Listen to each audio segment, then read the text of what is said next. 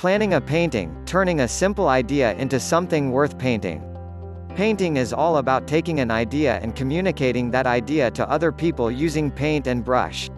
Most people only talk about the physical process of how to apply paint to the canvas. But it is also important to consider what happens before you pick up your brush, the process of taking that initial idea and turning it into something worth painting.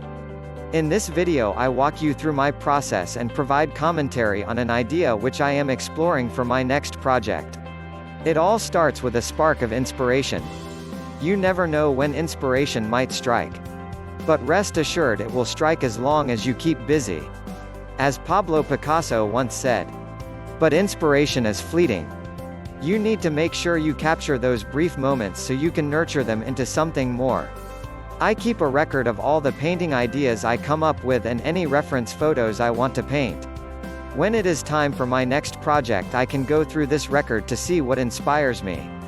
I find if you do not record your ideas they quickly fade from memory, no matter how great they seem. The initial spark of inspiration could be anything, a painting you love, the way light is bouncing off the water, or an interesting composition. Nurturing the idea. Once you have the idea, unless it is a really good one, I would sit on it for a while.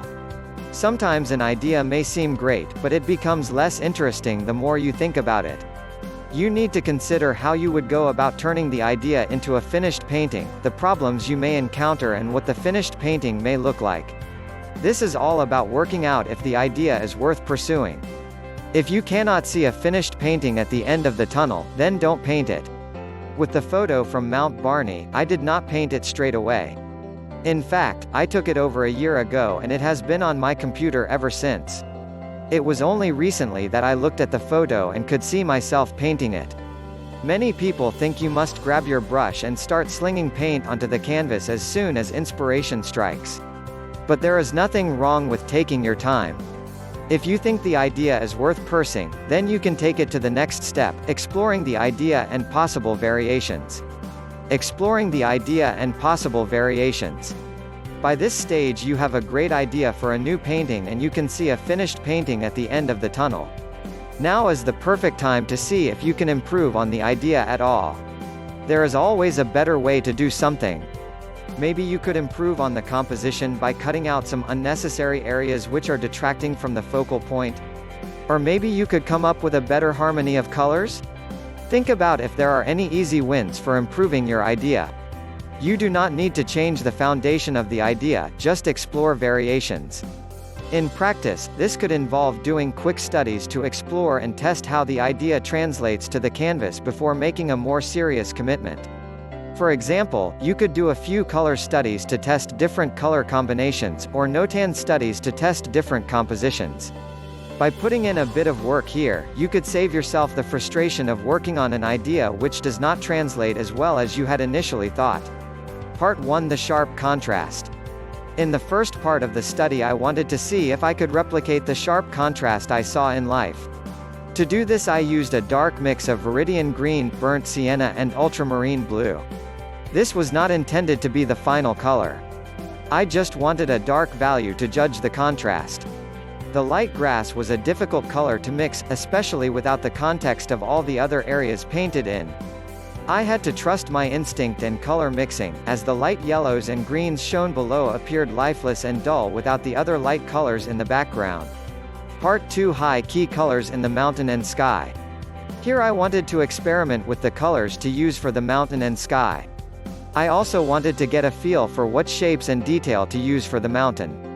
This is a tricky area to paint. I need to paint with enough detail to give a sense of the mountain's form, but not so much detail that the mountain seems to come forward in perspective. I also picked up a problem with the reference photo being that the apex of the mountain aligns with the large tree to the left. In the study, I decided to move the apex of the mountain slightly to fix this composition mishap. Part 3: Brushwork for the clouds. This part was all about using playful brushwork to create the illusion of the clouds in the sky and getting all the high-key colors to work together. Part 3: Fixing the color temperature. Here I needed to fix the color temperature throughout the painting. The foreground was too warm compared to the background.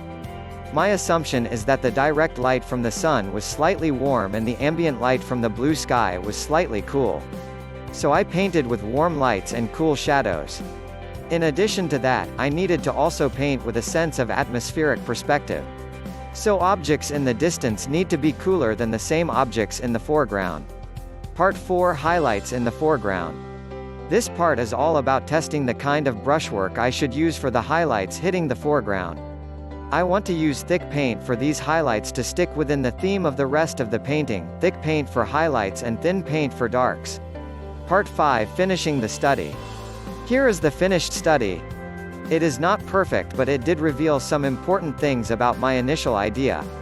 The background is simple but difficult to paint as it is interwoven with the trees in the foreground. The mountain in the reference photo needs to be moved slightly so that the apex does not align with the tree in the foreground. It is important to try and keep the integrity of the dark and light areas. In the finished study, I lost some of that integrity as I blended too much. I need to use cooler colors for the dark base at the start. In the study I started too warm and I had to adjust this later. All in all, I think this idea is worth taking to the next step, a larger studio piece. Note about studies: I recommend you do not take studies too seriously. You want them to be quick and playful. The main benefit of doing studies is that you can paint without the worry of making mistakes. This benefit gets negated if you take the studies too seriously.